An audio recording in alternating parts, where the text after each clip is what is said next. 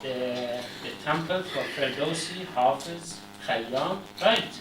Even for the new that when we have this monument and we respect it, the only element who have kept Iran unite all these 1,000 years is the culture.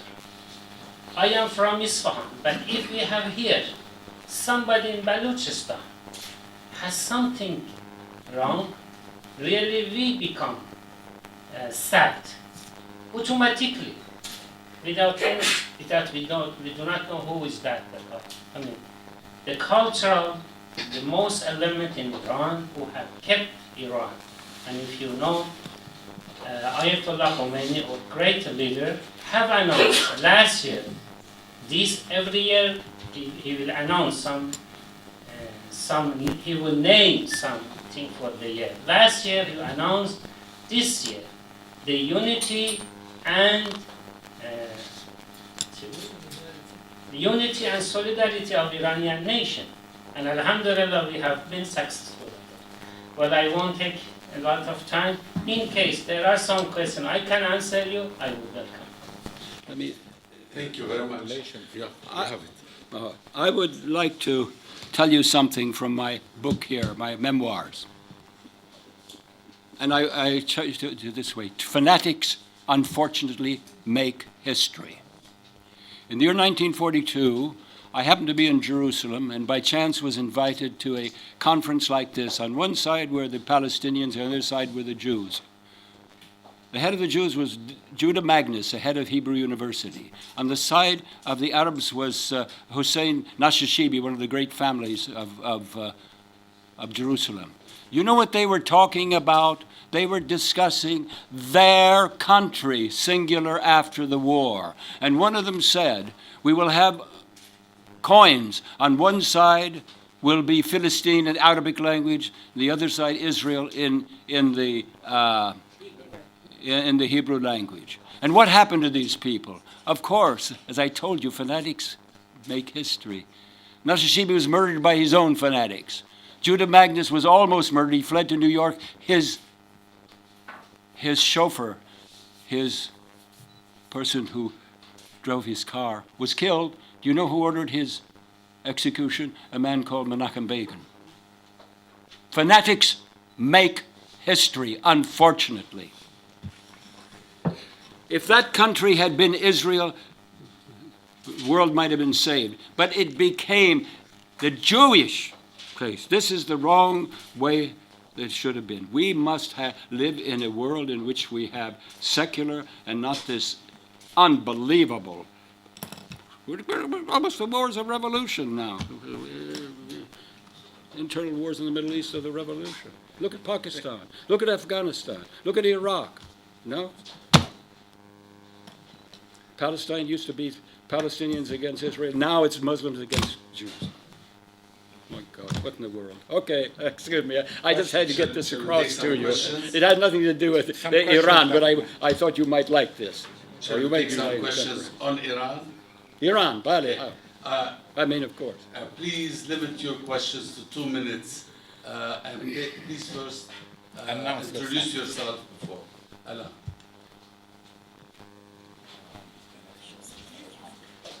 Oh, excuse me, I am deaf, very deaf, so I might interpret from Man Karas, Khali Karas.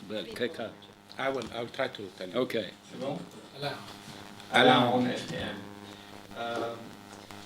This is a question for Professor Fry and maybe also to Mr. Bornai. You were stressing the point that there was a distinction between the Persians and the Arabs, and this is something that we knew before. But can we say that the Islamic Revolution has succeeded to unify these both cultures under this Shia umbrella? Is this a turning point now in this culturally that has reconciliated Arabs and Persians, at least the Shia one? Well, I think it is, definitely. You know, in the beginning, it was Arabic. I heard this. I was on, 1993 1993, I was in there, and and everywhere. I heard the television, radio, and everything else. But now it's changed, you know, and things are changing. The ulama are going back to Qum, and it's going to change. Yes, I mean, of course you're going to have continuation of this is the genius. You know, countries. Everybody says, "Oh, you forget about history." No, it's a continuation. You are continued from the Phoenicians. You are the people who are here, who are developed. I think you see. I think you see that in the tijarat and the going abroad and everything. Well, the Iranians are similar to that too. You see, historical trend. Yes, Iran will revert. Of course, it'll revert to Persian culture.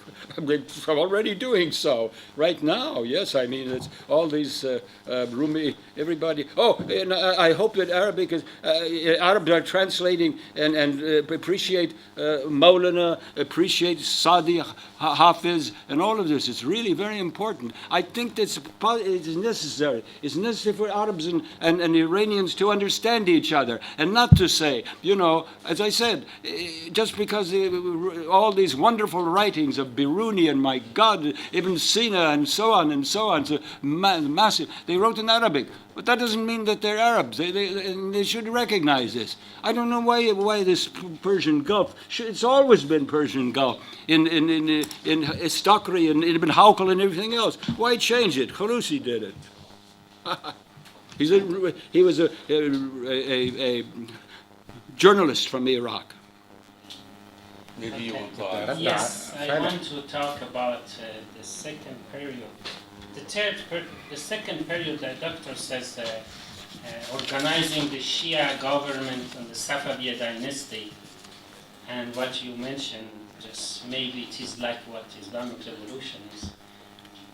There is a lot of difference between what the Shia government was organizing about 550 years ago and what it was happening right after the revolution.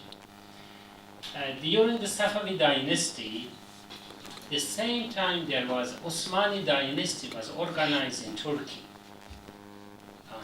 That Osmani dynasty at that time it was the empire of Ahl Sunnah.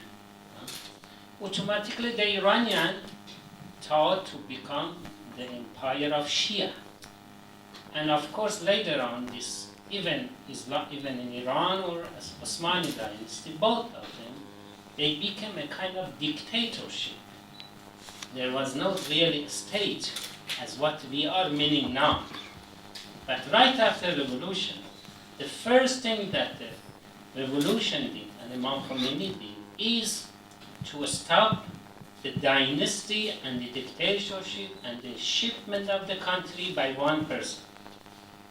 And if maybe you know that we made a referendum and we finished the 2,500 years history of the dynasty, the kingdom. So this is different than what it was in Safavid dynasty. The second thing is, in Safavid dynasty, it keep continue like that.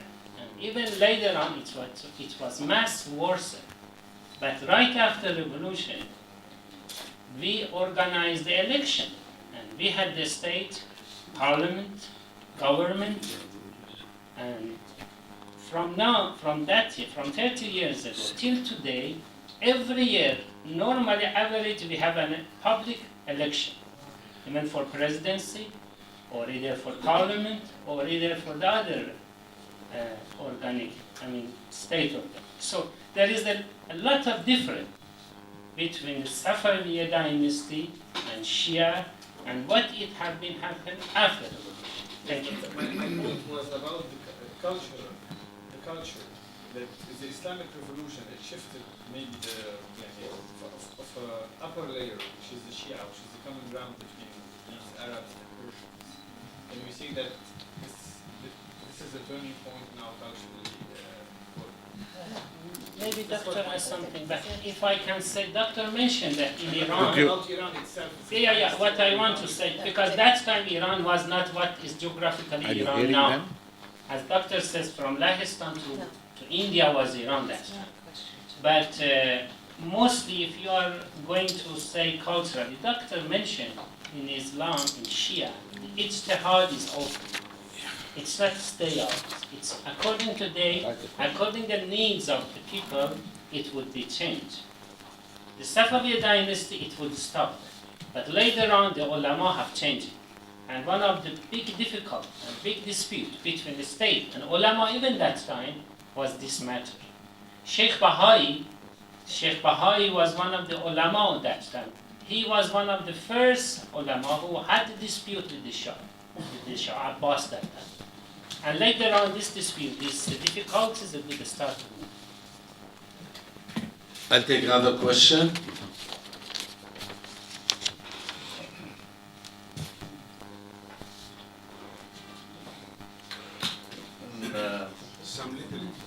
I'm Nizar Abdel Kader. I'm a former soldier who became journalist.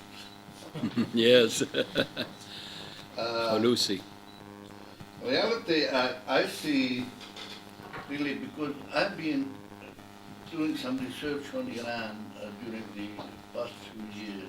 He wrote a book on Iran. It's more or less about the nuclear project. Yes, I have seen that. Yeah, okay. He's also. So it is, Yes, I have seen that. to me, I got the impression, though I did not go too deep in the ancient culture, Persian ancient culture, but more or less in the modern Persian culture, especially how it relates to Iran foreign and security policy. And I got the impression that even though with this strong cultural tie, which really has great influence into the Iranian politics and the Iranian society of today, it looks like Iran is weakened, and this culture also is weakened right now by the ethnic differences of the various components of the Iranian society. I don't know if the number is right. I got some figures like 51% are from Persian origins in Iran right now, and 49% are from different ethnic groups. And among these ethnic groups, some of the ethnic groups, the majority are Sunni. Yes. So how is this going really to affect the future of Iran, Good question. trying to become a dominant regional power on one hand? The other thing I want to make is a remark about what our colleague said, our friend, our neighbor. Burnai. He has talked about how much Iran is making, how much progress Iran is making. But how about freedom in Iran? It doesn't seem that it's making any progress at all. How about the economy? And I think Ahmadinejad, in the pattern he's following to serve the economy, he's serving a program of an election happening tomorrow, rather than really serving the economy. I could see someone serving really the economy and really trying to provide jobs and really trying to provide growth, like the Rafsanjani plan, which included, if I remember well, 100 dams, water dams, which could create new cities, new industries, electricity, and so on. So, how much is the present president, if he is re-elected, is going to review his economic policy? Thank you. I'll take two more questions and then we can answer them. Questions. This is a funny question. Funny? Yes. Why President George Bush think the American democracy are good and the Iranian democracy are bad? Okay. You heard that? Something Question. like that. بالأخير.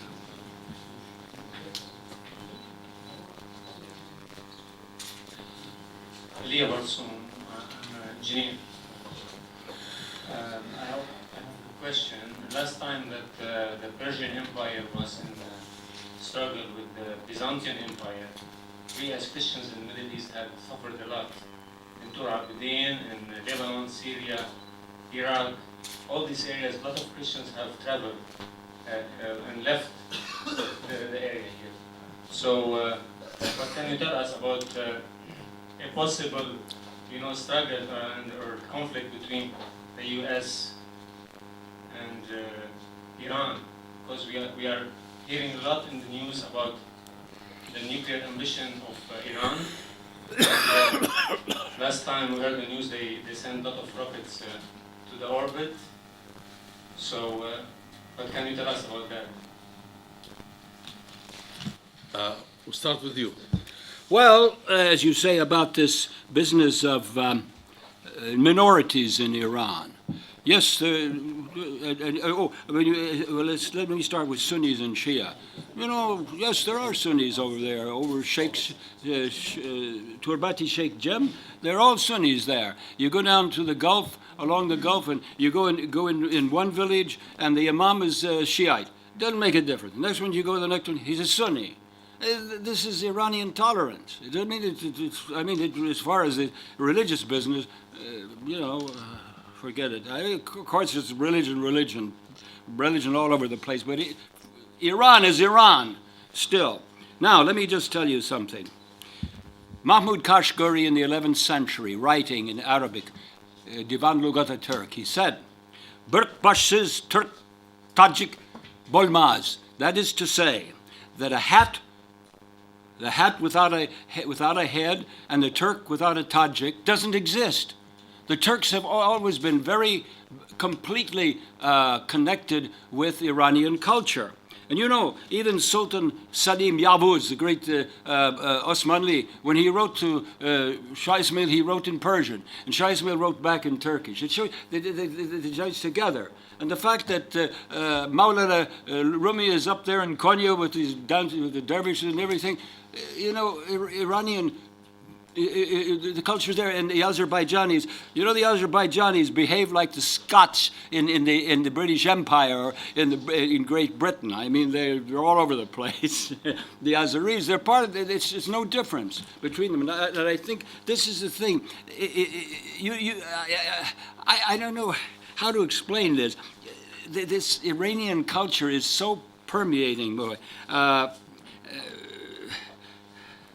There is a problem. The problem again comes with religion. It's true that a lot of the people, Christians and others, are moving out of Iran, and they construct the stories. A lot of people say, what is our chances here? We might as well move out. And this is, I think, this is a terrible thing. The Iranians are